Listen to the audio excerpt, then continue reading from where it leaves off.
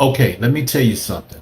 So I'm on social media and I see this beautiful drawing, beautiful, this cool drawing of, it was a beautiful drawing of this superhero.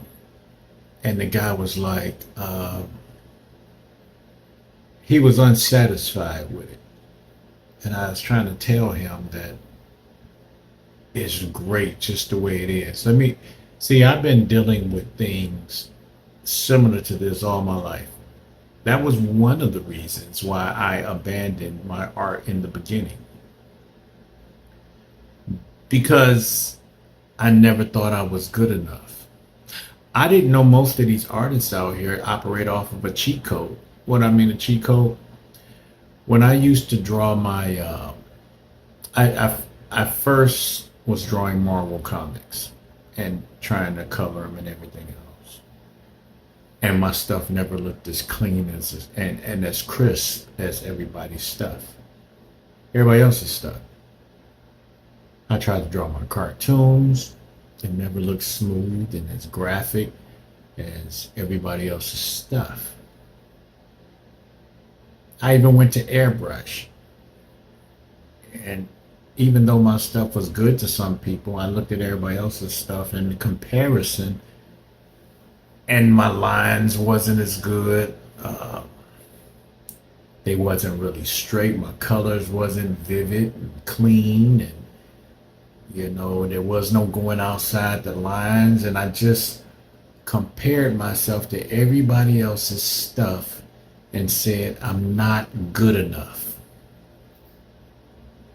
But I was. They've been operating off of a cheat code. What do I mean? I didn't know about stencils and computers and everything. I thought an artist was a person that sits down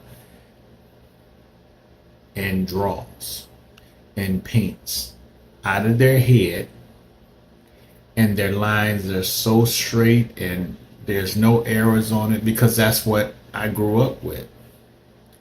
That's what I saw. So when I saw these other things that was so perfect looking, I said, there's no way in the world I can compete as an artist, so I gave it up.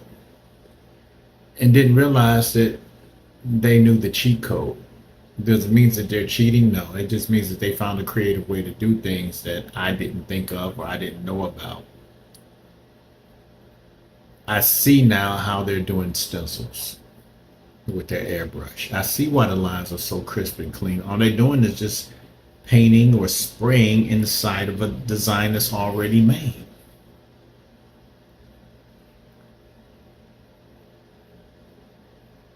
They're using these um, Oculus glasses or whatever else where they can actually just see the lines and just follow the lines. Anybody can do that because it's really actually just like, oh, you're creating a coloring book and just coloring. So now I can get down with the best of them because I can do just as much. The only difference is that I kind of like my style.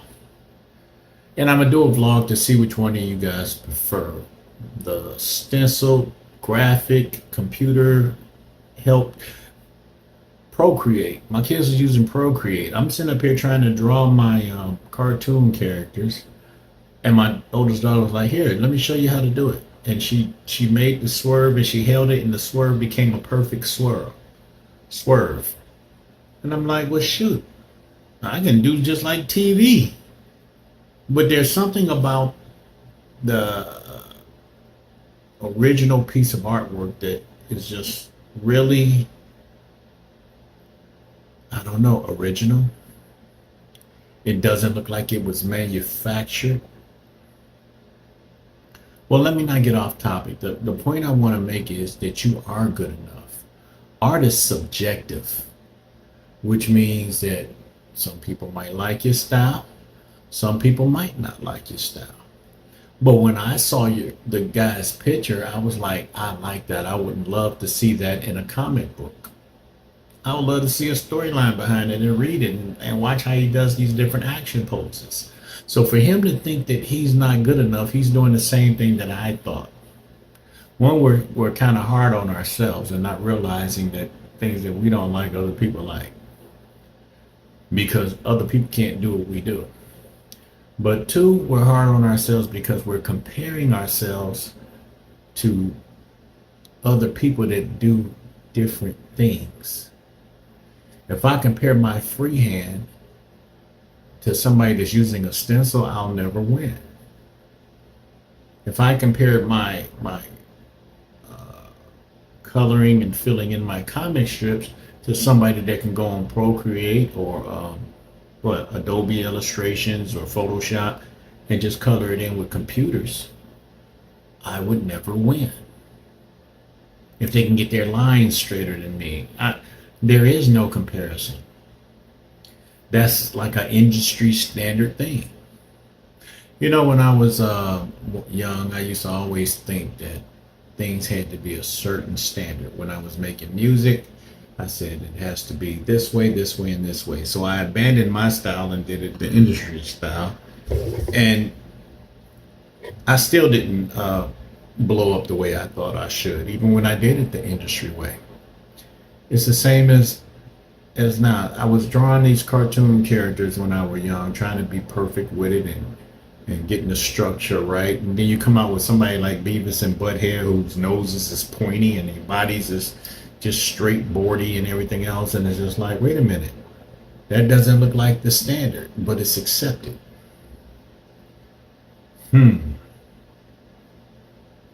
So you can't compare yourself. All you can do is do you. The best you that you can do. Put it out there and see if somebody likes it. I'm sure somebody will like it because it's a billion people in this world with different ideas and different ideologies and different likes and different dislikes. You just got to get it in front of the right crowd. But it is a cheat code. I don't think it's a cheat code in a negative term, but I mean, it's a way to do things differently. And now I know that if I want crisp lines, crisp shapes that don't really go outside the borders and it's not freehand, I can just use a stencil. I can create a stencil and use a stencil. If I want to paint it quick and get my cartoon characters' mouths just right, I can go on a computer, upload my drawing, and then make it better. But if I just want the rough and rugged, stylized feel to things, that's just my own coming out my head, and it's just the way that I do things with these hands that God created, then I'll just go to my original work. Now I have variety. I broke the code. And maybe I thought back in the day that it was cheating, not being an authentic artist. But now I know that it's still creativity. It's still, and people like that. Everybody don't like the hand drawn stuff. Some people just like the nice, clean, crisp border stuff. And therefore, as an artist, a creative person, a person with creativity, then I should be able to vary and give the consumer what they want. If they want freehand, freestyle, I give them this. If they want constructed, smooth lines, crisp borders, and everything else, I give them that. It just makes you a better person, a better artist when you learn other techniques and you can do more. Sometimes we get so stuck in our minds that we don't branch out. Do I think that AI art is art? I think it takes a mind to train AI how to create AI art. Sometimes you got to tell the computer, no, not like this. I need this a little bit. I sit and have conversations with ChatGPT half the night about my art and the direction I want this to look and everything else, because sometimes I just don't feel like drawing. Or there's a background that I need that I don't think I'm capable of drawing without using a reference, but I do have it in my head, not vividly to just draw it. Maybe I do, I don't know. Sometimes I doubt myself, but if I can tell ChatGPT like this, and then I can say, but make it a little bit, it's almost like talking to a sketch artist. And then when you get through, you say, that's what I want. That's it right there. So I don't know. I just was going to talk to people with these gifts. Don't doubt yourself, especially don't doubt yourself by a comparison. You have your own style. If there's different techniques that you can do to enhance your style or add to your creativity, then utilize them. If you want to keep things raw and fresh and just with yourself, then just do that. But don't compare your raw and fresh to the enhancements, because that's what enhancements are for, to enhance things and make them look better. But you can be your own enhancement. And if this is your style, you want people to be able to differentiate you from others. When you use a lot of AI and everything else, it looks beautiful, but they'll be like, I don't know the artist, because that artist seems to create the same kind of things with the same style, and that's AI. But when you do your own individual things, just with the rawness of the gifts that God gave you, then people can tell, because they'll be like, oh, that's a John Smith drawing or a John Smith painting, as opposed to, I'm not sure who did that. If Monet and Manet and who's the guy with the ear? Is it Gauguin? What's his name? I can't think of his name. But if they all used AI, how would we be able to differentiate their artistry? We wouldn't, unless we ran it through AI and said, who put this, some computer, and said, which one of them sent this through? But when we look at their artworks in the art museums, we're able to say, that's a Monet, or that's a Monet, or that's a Van Gogh, that's his name. Because of their style, their character, their depth, their personality, it comes out in their brushstrokes. It comes out, your personality comes out in your pen, or your pencil, or your marker. The way that you color, the way that you fill in the lines, the way, there was a gentleman when I was young in elementary school. He had a way to color with markers in circles, where you can see the texture of the circles that didn't overlap and it didn't bleed and everything else. And when you saw it, it was almost like a skin kind of texture, a snake skin kind of texture over just the way he colored. And if I was to see his work today, I'd be like, I might not know his name, but I'd be like, that picture was drawn by that guy that I knew back in high school. It was colored in by him, or somebody learned his technique and they replicated it. They might not have got it right down to the science, but guess what? I ain't seen that guy in about 40 years, so I would think it's him.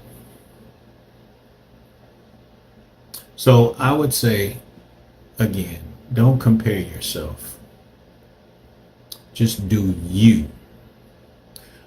Another story. I got one of my subscribers, and he was like, I did my first anime or whatever else, and he told me to go, or she, I can't remember, he or she, but one of them, they said, go to my page and check me out.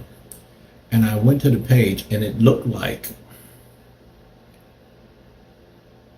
I'm not saying this to be insulting, I'm just saying, like a 4-year-old had drawn it. But it was so stylized that it didn't look like a 4-year-old's picture. It looked like a professional picture drawn in a certain kind of style. And of course I liked it and subscribed to whatever else because we support each other, but I didn't do it out of pity. I did it because I actually liked the picture and encouraged them to do more.